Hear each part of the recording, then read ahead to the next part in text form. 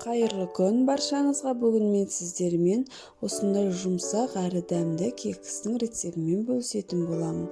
Біз 3 жұмыртқамызға 200 грамм қантымызды салып, оны қанты ерігенше араластырып аламыз.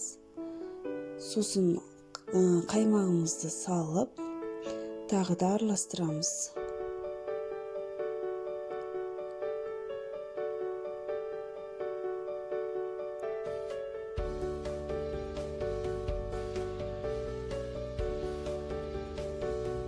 Еріген сары майымызды салып, оны да құйып араластырып аламыз.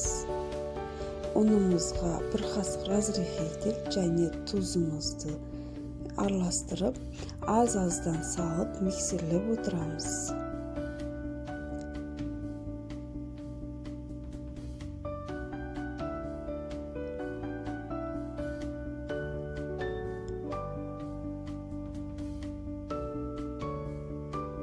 Оған 50 грамм мейізімізге 3 ас қасық ұнмен араластырып, салып тағы да араластырамыз.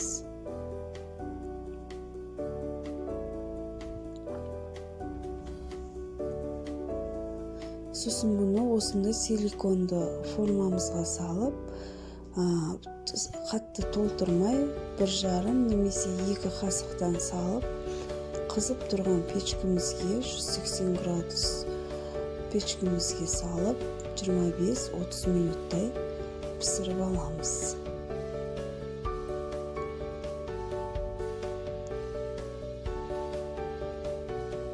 Міне менде кекс пісті. Осындай әдемі кекстер пісті.